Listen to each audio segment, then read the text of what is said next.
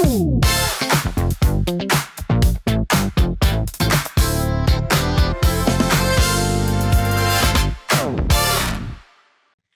дошли в подкаста на сцената. Това е първия подкаст на Младежки театър Николай Бинев и съм щастлива да приветствам в нашето студио нашия първи гост, когото всички познавате от сцената, от киното, от телевизията, а разбира се и в фотографското поле. Той няма нужда от представяне. Това е Владимир Карамазов. Владимир, здравей! Благодаря, че прие нашата първа да бъдеш наш първи гост.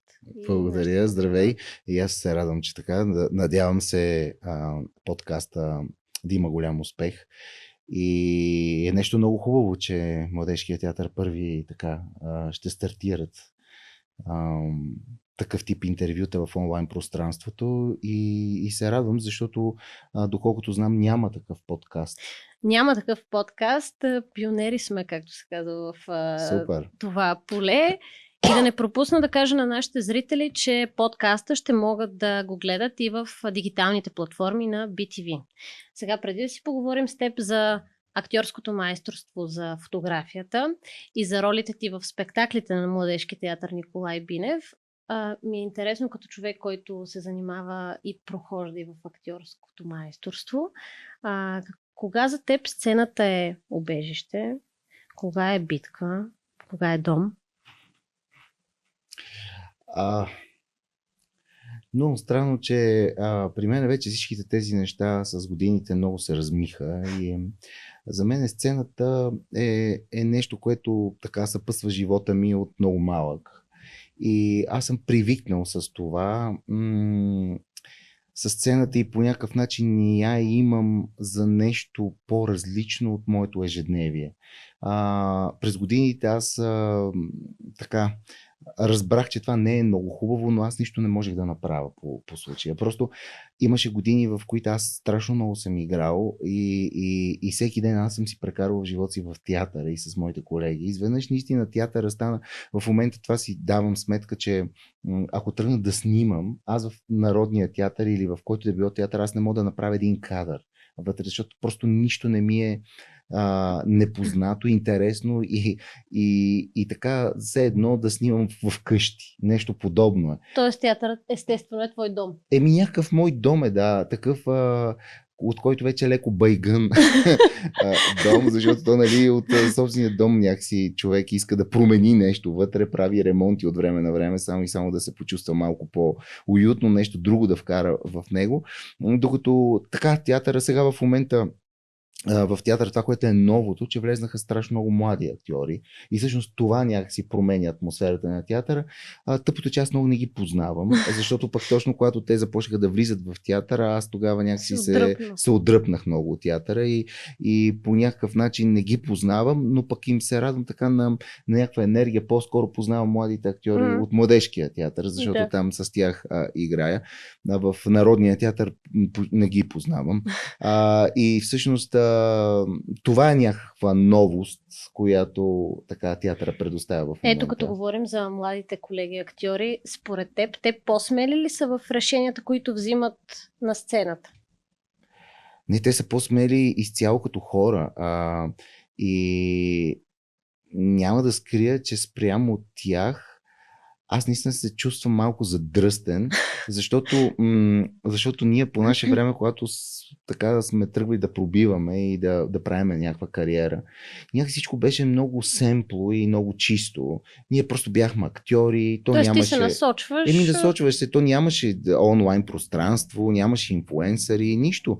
2 канала телевизия. То сега малко се говори, като се едно това е било преди 500 години, но преди 20 години беше така. И всъщност на нас и беше някакси по-просто. Аз влезнах директно в Народния театър, започнах много да играя, оттам само това съм правил, докато в момента младите актьори са много находчиви, времето, в което живеят, изисква те да бъдат доста дейни в други поприща, така се развиват и други умения и въобще са, аз ги харесвам повече и смятам, защото едно време аз ако тегла чертата, какво съм направил? Някакви представления, няколко сериала, докато те в момента всичко правят някакъв много по-голям мащаб. По-бърз ритъм. Много по-бърз ритъм и много трупат бързо бройки. Защото в момента аз наистина нищо, кой знае какво не съм направил, просто съм го направил във време, което то беше просто по-видимо. Докато в момента какво ти да направиш, то не е видимо, защото той има толкова много неща. Много хора, които го правят. Страшно много неща има. То не са подкасти, то не са сериали, то не са представления. Само погледнете с представленията какво се случва. Ти остави театрите, които бълват нон-стоп представления, всички тези частни представления. Това е лудница. Когато ние с Захари с Юлян направихме нашата така компания, тя беше първата по рода си такава. Единствена. И то беше като някакво такова извънземно. Хората му обърнаха естествено внимание. Ама какво ние сме направили с тази компания? Ние сме направили някакви малумни 3 представления. В момента такива компании правят по 15 на година. Разбираш, просто не е... То машината е съвсем друга. То вече е производство. Да, точно това казвам, че в момента хората много повече работят, много повече се занимават с други неща, развиват се в други области и според мен са комплексни хора. Да. Докато аз просто някакво актьорско майсторство там цял живот и това е. И така, и аз заради това най-вероятно фотографията, като се появи, изведнъж просто аз видях нещо ново и различно, което ми е интересно. Разкажи ми за фотографията. Кога фотографията те провокира повече от актьорското майсторство? То в момента ме провокира повече, защото най-малкото аз обикалям и се запознавам с някакви хора, които по никакъв начин никога нямаше да срещне. И то всъщност това е много интересно, че всеки път, когато среща такъв човек, аз казвам, ако не беше фотограф, аз къде ще срещна теб? И всъщност това е постоянно и на мен това всъщност ми харесва. Докато в моята професия аз виждам само единствено познати хора. Не, на последните години не, наистина, защото аз в момента съм си казал, че за да влезна да играя в едно представление, то трябва да има много компоненти, които... Това ми беше и следващия въпрос, да те попитам, кога приемаш да изиграеш дадена роля? Те са много компоненти, които всички компоненти изведнъж трябва да присъстват, но това е много сложно. Но в един даден момент наистина се нарежда така, че те присъстват. Задължително мястото да е...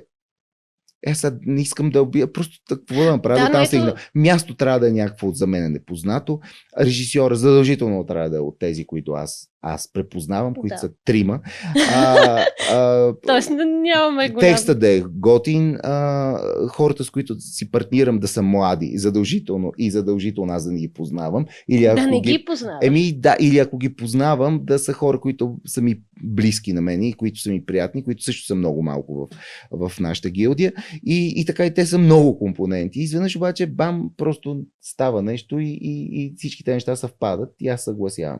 Така се случи с последните представления, които направих, иначе нямаше да ги направя, ако някакъв елемент не ми харесваше, защото в момента и така се случи, имам чувство, че колкото повече се дърпаш, те хората повече започват. Някакси нещо такана, да, обаче много често предложенията не отговарят на тези критерии и аз категорично отказвам. Дори не ми трябва и да мисля. Да, нямаш. И което е най-хубаво, изобщо не съжалявам, аз дори го забравям. Стигнах в тази професия до едно ниво, което е много хубаво. Аз съм си го мечтал да стигна. Някаква лекота. Естествено. Абсолютно нищо не ми е на всяка цена. За нищо не съжалявам. Правя каквото си поискам и така. И това си проличава и на сцената, когато работите с тази свобода. Можеш ли да ми разкажеш малко за процеса по създаването на спектакъла Трамвай желание, който вече има и плоча с издадената музика към спектакъла, което за театъра си е така голямо щастие? Директор ме викна и каза, трябва да ти покажа нещо и ми покажа тази плоча, аз ще я припомня, защото сега в днешно време това може да е нормално, но аз съм от 25 години в театъра. Тези неща за мен не са много нормални и са изключително хубави да се случва в театъра подобен тип неща. Нещо ново, нещо различно, нещо, което е трудно и хората просто го искали и са положили сериозни усилия това нещо да съществува. Защо не музиката на представленията да се издава. Защо не? Защото това е авторска музика и имаме страхотни композитори, които вече от много дълги години правят музика за театър и за кино. Защо да не бъдат издавани? И това нещо, ако се научи аудиторията и публиката, те с кеф ще си взимат музиката, след като гледат представлението. Защото музиката на Трамвай желание на Калин Николов е страхотна. Колкото до представлението, всъщност режисьора на това представление, Антон Огринов, ми е много близък мой приятел, още от академията, и с него просто съм много близък. И процесът ви бил лек. Не, изобщо не е лек процеса. Как лек? Ние с Антон, примерно, като се чуваме по телефона, на трета минута започваме да се караме и така и то се случва някакви такива сложни взаимоотношения, но са смешни, защото аз с този човек много съм се смял през живота ми. В началото, там първите ни години, аз познавам семейството му, ходили сме много на море заедно и много сме се смяли. С него, между другото, съм си направил едни от така за мен лично най-хубавите представления, които са в главата ми така складирани като примерно топ 5 на представленията. И то не е защото са сигурно хубави представленията, защото някаква атмосфера там се е зараждала. И арт, с него направихме арт, едно представление, в момента Бога на касапницата в народния негово представление. И всъщност Трамвай желание, той ми се обади, но то беше примерно, той ми се обади, не знам, примерно след 2 години ние ще... Викам, 2 години. Ти луд ли си? Ние 2 години няма сме живи и ти ми говори за след 2 години. 2 години. Мене беше наистина много голям такъв период. И аз му казах, да, Трамвай желание. И също това, те 2 години минаха и дойде да започнем да репетираме, на другия ден да се репетираме. По време на тези репетиции се случиха... Се карахте, сдобрявахте? По-скоро му бях гръб, така, защото аз и това го имам. Като репетирам с Антон, винаги съм някакъв гръб, защото той започва да се държи като в един даден момент се държи като монк. Той има нещо стана с него през годините, нещо като му подадеш ръка, той така после ходи си мие ръцете, някакви такива глупости. И доста често актьорите го гледат леко странно, защото той много изисква в началото. И аз така съм някакъв негов гръб.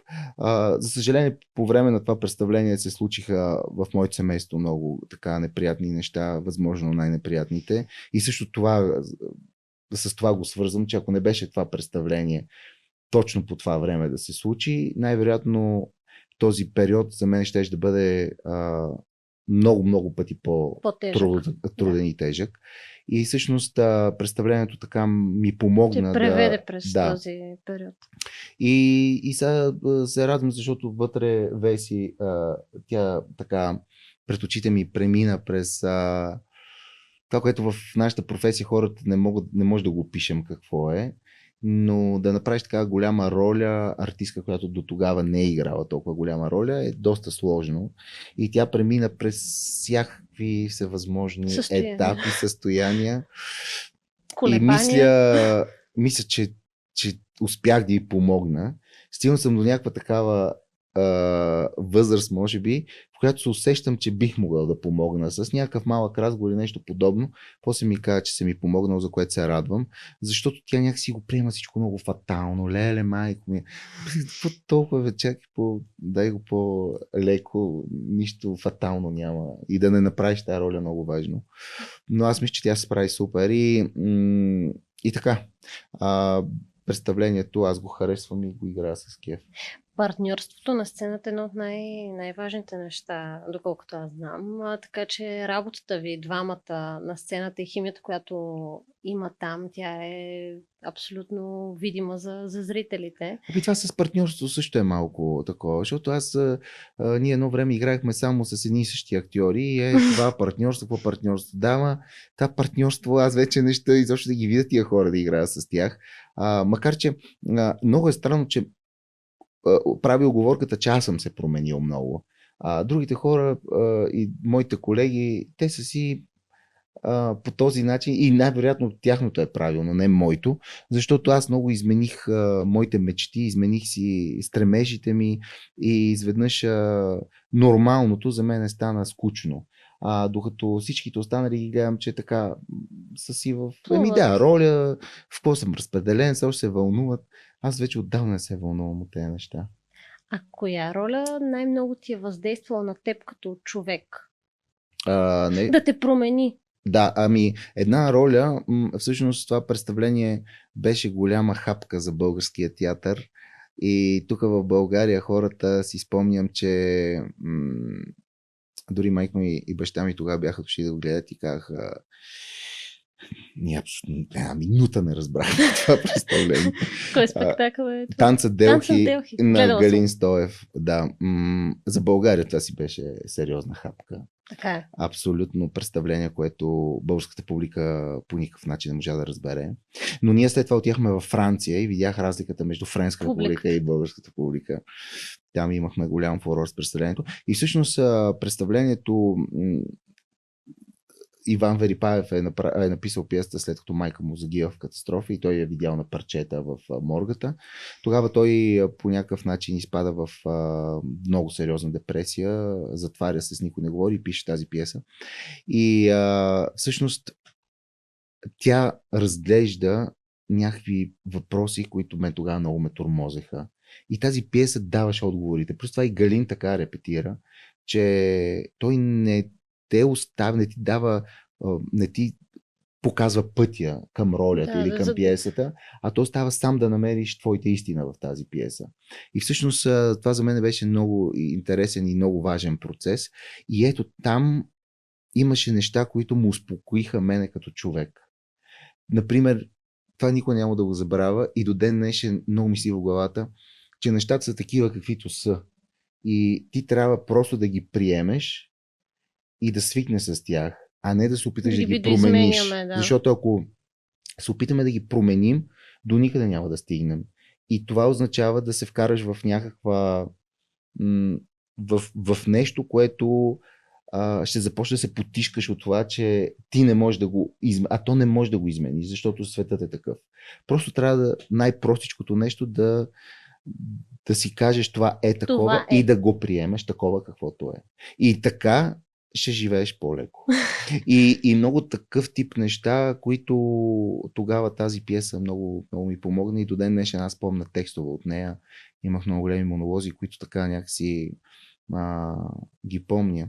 Но наистина тук в България беше странно с тази пиеса. Определено със сигурност има разлики между начина, по който ние възприемаме като българска публика, като натрупванията, които имаме, за разлика на, да кажем, от френската култура, която тук що ти спомена, и как те приемат танцът Делхи. Защото в салона, когато аз съм била, си спомням танца Делхи, като гледахме, имаше едно такова притихване. След това съм говорила с други зрители. Има едно такова неразбиране сякаш на текста, на темите, които се поставят, а пък те всъщност е това, което ти казваш, са много важни и не знаех тази подробност, защо е написан. Това е изцяло от това, че хората търсят след тежък работа, искам да се позабавлява. Просто искам да се посмея. Да се посмееш, това до никъде не води. Аз, примерно, не мога да понасям представления, които да ходя да се посмея. Казвам, аз просто не мога да се смея. Има такива представления, на които съм се смял едно време, но това не може да се случи. Аз отида в театър и да започна да се заливам от смях. 2 часа и после да си тръгнеш. Няма такова представление. Или ако има някой да ми го каже, ще отида, според мен... Искаш ли да си го причиниш? Не, аз такива, които са, сега няма да ги споменаваме, с цветните плакати, пълен абсурд, аз това не мога да ме накараш. И то не, че аз някой съда, не, просто хората искат да печелят пари, това им е работата, да правят каквото намери за добре. Естествено, въпрос, че на мен това не ти носи нищо. Не ми харесва. Майка ми оня ден каза, тук една колежка са взели пари, билети за театър и викам, какво ще гледате? Нещо сълза и смях. Викам, ясно. И след това я питах какво е гледала. Тя ми каза и викам, и смяли си? Тя, не много. Да, така, аз ти споделих в предварителния разговор по повод на едната страна на подготовка, когато отиваш на театър, да се посмейкаш, откровено не и моето. Но за спектакъла 90 аз откровено се подготвям след премиерата, когато щях да ходя пак да гледам 90. Просто защото от женска суетна гледна точка, след 90, колкото и да искам да ви гледам професионално и стегнато и само актьорската ви игра, някакси не се получава и не е само при мен това наблюдение. В салона, да не казвам в процентно отношение, защото не съм добра по математика, но много хора в салона, включително и мъже, бяха или просълзени, или вече си плачат тежко, нали? Аз даже такава си хлипам вече към финала на спектакъла. И тук с работата ви с Кристина Янева е безспорна, нали, от актьорска гледна точка.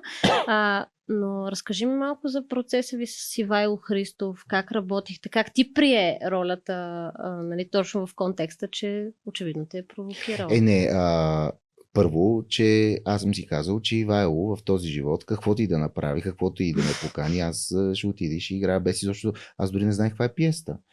Той ми се обади и ми каза, тук е една пиеса, и аз казах да, защото за мен този човек е много важен и всяко, когато аз мога да си прекарам време с него, аз си го прекарам. Ако ще, каквото ще да е, ако ще да ме накара куче да играе, и защо не ми дерем. Каквото ще да е. И всеки път, когато той ме кани, аз не знам за какво ме кани, просто директно отивам и играя. И всъщност в 90-та Ивайло е човека, който главната роля е негова, защото той тази тема много го вълнува, вече аз го хванах, колкото и да го разпитам, не ми казва подробности, но тази тема за раздялата и така нататък го вълнува много. И всъщност това, което той направи, е за мен за първи път, с мен се случва като актьор от 25 години, това, което направи, защото така или иначе пиеста, финала на пиеста, едни, така да кажем, 15 минути е доста емоционален. Да. И то си е написано, Ивайло така искаше да го направи, обаче ние репетирахме в една малка стаичка и сега аз вече виждам, че идва времето, в което аз трябва да започна да го правя и усещам, че ще мога да го направя, но не го правя. И знаеш, той Владенце, ама тук нали знае, че такова, викам, дай бе, и то викам и трябва малко вече майче да го направим.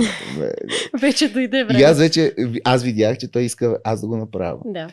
И се почувствах малко и гузен и пробирах се в нас и казах от утре, ама където ще да репетираме, каквото ще да правим, аз започвам да правя финал. И на други ден отидах и викам сега, в твоя чест, ти обещавам, че до премиерата нито веднъж няма да маркирам това нещо. И на мен тези неща са ми приятни, аз мога да ги направя само с хора като Ивайло. И където ще рева по коридори навсякъде, защото си бях казал, че ще го направя. Но Ивайло, повечето така режисьори не знаят каква е техниката на един актьор, за да се добере до някакви емоционални състояния и така нататък, докато Ивайло му е пределно ясно. И всъщност това, което той направи в 90, беше за мен очудващо, защото той го направи много постепенно и аз много не го усетих. Той направи една партитура в последните 15 минути на представлението. Партитура изградена от паузи, мизансцен, музика, жестове, която партитура толкова железно изгради, че аз в момента просто стъпали там, попадам в нещо, което ако ще и бомба да падне на сцената, аз не може да ме разклати. Да. И мога да го направя всеки път. Докато до сега, когато ми се случвали такъв тип неща да играя, режисьора смята, че това е моя работа и просто ме остава сам да си го направи, сам си достигна до него. А то всъщност време това не е чак само моя работа, а то е обща работа. И всъщност, за да стигнеш до някакво сериозно емоционално състояние, режисьорът трябва много да ти помогне. На камерна сцена на младежкия разстоянието е изключително малко и всичко трябва да е изключително истинско, защото ако не е истинско, хората ще го фанат. И всъщност заради това се доведеш до това, а това си емоционално състояние, където си емоционално състояние на мен самия, защото след това мен си ме боли главата, точно както ако това нещо се случи в живота. Да, не е на образа на персонажа. Не е на образа, просто е емоционално състояние. Да. И Ивайло страшно много ми помогна за това нещо. Той го направи много професионално, много тънко. И обаче в момента това изключително много работи. И като минаха така, изведнъж аз осъзнах, че той го направи. Защото изведнъж аз репетирам, чакай, Влада, я погледни напред, я тук пуснете еди коя си музика от не знам си какво, бам, леко музика. И знаеш, я се обърни там, я седни тук, я си фани това, я сега направете тук голяма пауза. И изведнъж всичкото това нещо започна да работи страшно много и всъщност то в момента много ми помага, за да мога всеки път да го направя това нещо автентично. То сякаш това е майсторството и на режисьора неусетно да те прекара през тези пътища и в крайна сметка. Да, и заради това има смисъл на 2 години едно представление да направя, но толкова на мен ми харесва, отколкото аз да имам на сезон по 7. Примерно. Повечето колеги защото все още има едно такова в нашите среди, че колкото повече имаш, толкова по-си търсен актьор. Аз съм най-нетърсения актьор, според мен, ако теглим чертата, защото аз имам по много малко представления в един сезон правя. Между другото, винаги нещо горе-долу така се, един филм, едно представление и нещо в телевизията. Така се случва последните години. Да, нека не захващаме темата за качеството, да не обидим някои колеги. Не, то качеството също е нещо относително. За мен не е качествено, но за страшно много хора е качествено. Как се оцелява в професия, в която доста често егото е голямо? Трудно. Всъщност, точно его и аз мога да кажа, че едно време ние в Народния театър групата бяхме така, вчера го казах, Народният театър си беше така, там случиха всичко и не че бяхме надути, но ние прекалено много играехме и наистина бяхме някакво така много отделно нещо от всички останали театри и не се интересувахме много какво се случва. И всъщност това изгради в нас някакво сериозно его във всеки един от нас. В един даден момент това его започва много да ни пречи, защото всички бяхме някакви звезди, някакви не знам си какво. И изведнъж тази трупа, Явор Гърдев след това разсъждаваше по въпроса, че една трупа би могла да съществува 4 до 5 години. След това тази трупа категорично се разтури. И тя повече не съществува, тази група. Ние бяхме, може би, 7-8 човека, 9, може би, които наистина и бяхме и приятели, но много неща правихме заедно. И то точно се развали тази група заради това его. В времето аз също съм имал сериозно его и то ми е помагало да катера там професията, но в един момент то ми писна цялата тази история и започнах да срещам хора, които нямат его и започнах да им се възхищавам колко по-леко живеят без това нещо. И в момента това е причината, за която аз отделих от професията. Мога да кажа, че лекичко в нейната така повърхност гравитирам, точно защото не искам да се занимавам с хора и с тяхното его. Да. И това, което аз срещам в обикновените хора, които снимам, е абсолютно различно и те са много различни от хората, които всъщност целият живот ми е минал около тях и с тях. Хора с его. Но тази професия без това не съществува. Няма как да съществува. В момента аз се хващам постоянно, но опитвам се да го контролирам в момента и мисля, че този проект, който направих, фотографския в затвора, той много ми помогна също за... Да видиш отвъд. Защото аз като отидах там сред тези хора, аз се почувствах някакси повреден човек. Повреден. Сред тях. С някакво такова, с някаква суета. Там, примерно, ми направи огромно впечатление, че дойде лятото, те се блеха голи и такош кембе. Няма суета, няма такива. Пука. И си казах, майко, аз никога това не мога да направя, аз никога не мога да се блека така, защото съм защото съм суетен най-вероятно, защото съм прецакан от времето, в което живея. И така и започнах да си правя аз равносметки за мен колко съм задръстен всъщност и колко искам да се отърва от много неща. Трудно е, но хубаво е човек да ги осъзнае проблемите си и да започне да работи на тях. И така, да. Фотографията те среща именно с такива хора, които нямат его, лишени са от тази суета, която, нали, ние уж нормалните други притежаваме в една или друга степен. Разкажи ми малко за един от последните ти проекти, Пеперуди, защото виждайки ги в Инстаграм снимките, те са впечатляващи на обикновеността, на обикновеното, което исках и да те питам, кое е то с теб от 90-то първо с фотографията. Да, това е един проект, който аз от много време си го правя, защото пътувам и търся такива хора. Името му го даде, между другото, една много голямо така име в световната фотография, един от създателите на WordPress Photo, най-големия така фотографски конкурс. Аз го срещнах на един фестивал в Шарджа и имаше портфолио ревю и той видя проекта и много си скефи и каза, това са твоите пеперуди. И викам, мисля, че и ти така ходиш да ги търсиш и ги ловиш като пеперуди. И изведнъж аз дал сметка, че това наистина е така. Хода с моята кола, обикалям цяла България да намеря моите пеперуди. И всъщност това са такива странни хора, различни, абсолютно чупещи клишето че такива хора има в България. И с тях срещате страхотни. Примерно, имаше един човек, който го срещнах на улицата в едно село и той ми каза, че аз вече малко ги познавам, хахавите хора. Опознали сте се. Не, по-скоро така ги надушвам. Да. И му видях така, че цялата му ръка е в татуировки и си казах, той е биш пандишчия, почти съм сигурен. И започнах да си говоря с него и викам, имаш едно татуировки? Той вика, целия съм в татуировки. Викам, ама целия. Той вика, целия. Викам, дай ги снимам. И той викам, къде? Викам, пътука. И той вика, ми дай. Бам, съблече се. А то беше... Веднага се съгласил. Съблече се, да, по гащи остана. И... видях го, да. На улицата. И ето такива неща. И после, наистина аз един месец седа и си викам, мале, какви хора има. Ние си мислим, има всякакви чешити. Изобщо такива супер отворени. Изобщо не им пука от нещо подобно. Ако мен някой фотограф ме накара и аз се буйгащ тук. Абсурд. Абсурд. Ама това е кофти. Аз се чувствам задръстен.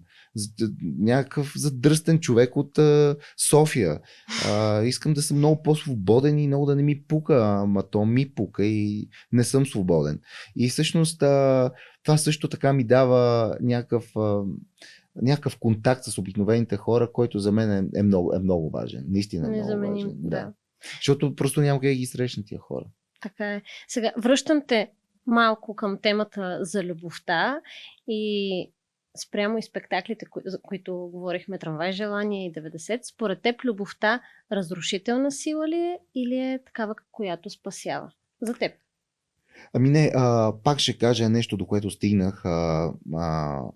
Този проект, който направих в затвора, всъщност като аз не само снимах, но аз прекарвах страшно много време с тези хора, с лишението свобода и просто те ми разказваха и като ми разказваха, историите започнаха да се наслагват и там започна да излиза едно нещо, което е много, много важно.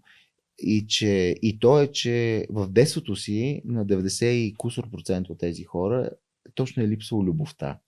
И според мен липсата на любов е голям проблем. И то прави хората по някакъв начин. В момента смятам, че ние присъстваме в някакво такова време, в което доста често липсва любов. И хората стават злобни, агресивни и така по никакъв начин не притежават някакви човешки добри качества. И то точно защото някакси там по някаква форма липса любовта. Така че не смятам, че любовта е разрушителна. Смятам, че без любов нещата са зле. Да, че се разрушава. Да, все по-често аз и моето поколение виждаме любовта като бързо, да се консумира много бързо, без особен някаква привързаност, което се губи. Ето да, наистина това, за което говорим с теб, човешкото. Губи се това да цениш човека и злобата и агресивността може би се пораждат наистина от липсата на обич и тя се корени в детството. Както обичам да казвам, счупените хора са точно от... Да, те не са виновни, че са такива. Там се. нещо наистина не се е случило, което такъв им е бил живота и съдбата, но така да е, липсата на любов не е добре. Така, сега те прехвърлям към това, за какво мечтае Владимир Карамазов днес за бъдеще. Мечтите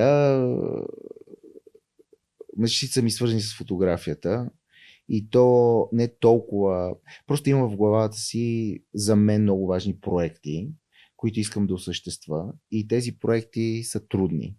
И всъщност мечтата ми е да ги осъществя. И тези проекти да мога да ги покажа на света. И всъщност много съм си мислил това, че в момента фотографията, за разлика от актьорското майсторство, наистина ме свърза с хора от много различни националности, с които аз контактувам. И това за мен е някакво богатство, което не ми се е случило в актьорска професия. Тук само си се мерим на някаква Раковска. И изведнъж фотографията абсолютно ме изведе извън България и всичко, което се случва там, за мен е адски интересно, наистина. В момента работиме по издаването на книга с най-голямото издателство за мен в света на фотографията. Те са англичани и не съм си мислил, че мога да стигна до там. Ама не съм си мислил, че мога да... И изобщо съм нямал самочувствие дори да отида да направя опит за контакт с тях. Да. Просто така се случи, че аз бях във Франция на най-големия фестивал миналата година и просто съдбата така направи, че аз просто се свързах с тях и те харесаха много проекти. В момента работиме по книгата. Април месец на 20 ще замина за Венеция, там ще се печати и след това тя ще бъде разпространена в целия свят. И се радвам, защото този проект за мен е важен и изключително за мен е хубаво, че този проект ще може да се види от всеки по света, който намери за интересен. И е ценен за България изобщо, защото това надскача нашите предели тук. Да, и самия контакт с шефа на това издателство, Стюарт Смит, който е един от най-важните хора в света на фотографията, изобщо контакта ми с този човек е абсолютно невероятен, защото това е някакво училище за живот, което в момента с него преминавам, защото аз много често сега пътувам до Лондон, работиме и всеки един такъв престой от 4-5 дена с него научавам страшно много неща за живота изобщо, защото той е така мъдър човек и ето това за мен е нещо, което е вълнуващо и ще се сбъдне. Сега то ще се сбъдне за това, но тези проекти, които искам да ги направя, са много сложни и така се изисква и смелост и проникване в някакви територии, които са сложни по принципи. Ще видим какво ще се случи. Пожелаваме на добър час, както се казва. Да, благодаря. Да, и последният ми въпрос. От какво се страхуваш? Има ли такова? Да, има. Аз съм човек с много страхове и въобще опитвам се да се боря. Аз най-много се страхувам от тази внезапната промяна. Около мене, за съжаление, се случва доста често, наблюдаваме го. Ето сега всичко е наред и след една минута живота ми може да се промени. Да. И ето тези неочаквани неща, аз много се страхувам от тях. Защото винаги тези неща могат да са просто отвратителни, наистина да те захвърлят някъде, където... Не си предполагал, че... И не знаеш как да излезеш оттам, да. И всъщност от това най-се страхувам. Да. И последният ми въпрос е от спектакъл 90. Моя любима реплика на Кристина Янева. Да можехме да забележим на обикновеността в обикновеното. Кое е то за теб? Това е страхотна реплика и тя трябва да ни стане на всеки един от нас като някакъв слоган и някакво нещо, към което да се сещам и да се стремим. Защото ето дори сега в момента ето това, което се случва, за мен е хем обикновено, защото на мен ми се случи, вчера бях на интервю, не бях на интервю. Но пък в момента има нещо такова, което е готино. Ние сме живи, свободни, правим ето нещо ново. Всъщност в това има нещо хубаво. Но ние в нашото ежедневие просто не го забелязваме. И всъщност тези най-елементарните неща, ето примерно ония ден, това че аз успях да отида до едни села около Лом и че се мотах 3 дни и срещнах някакви хора, ето това е обикновено е вече в моя живот, но пък там имаше някакви неща, които се случиха за първи път и аз като се върнах тук, естествено ги забравих много лесно, но си казах, не, това не трябва да го забравям, защото аз съм здрав, всичко е наред, аз хванах колата и се мотах 3 дни. Да, имах тази възможност 3 дни да се мотая. Ето това е всъщност ценно, но за съжаление ние много така не ги осъзнаме тия неща. Често ги забравяме. Така, и последните мои 4 блиц въпроса са аплодисменти или тишина? Тишина. Сега, примерно в 90 има една специфична тишина, която е награда за всеки един актьор. Съгласна съм и за зрителя. Да, тишината е по-ценна. Риск или сигурност? Зависи за какво. И риска е хубав, аз доста често рискувам, но да кажем риск, защото винаги риска може да те отведе до нещо, което не си мислил, че там можеш да отидеш. Успех или свобода? Подозирам отговор. Свобода, задължително. Да. Успеха нищо не е. София или бягство от града? Бягство от града, макар че ние сме роби на този град. Ние сме такива пристрастени към този град и не можем без него. И аз съм се усещал, като пътувам, примерно, колко хубаво тук си взема къщичка и започвам си мисля. Си казвам, това къщичка, това не е възможно. Просто не е възможно, за съжаление. Благодаря ти за този разговор и се надявам, че ще те гледаме малко по-често на сцена в все такива качествени спектакли, понякога с болезнени послания от сцената. И аз благодаря за поканата. А вас, скъпи зрители, ще ви очакваме отново в следващия епизод на подкаста на сцената. Аз съм Ванеса Гуджова и вярвам, че сцената не е просто място, тя е среща. До следващия епизод.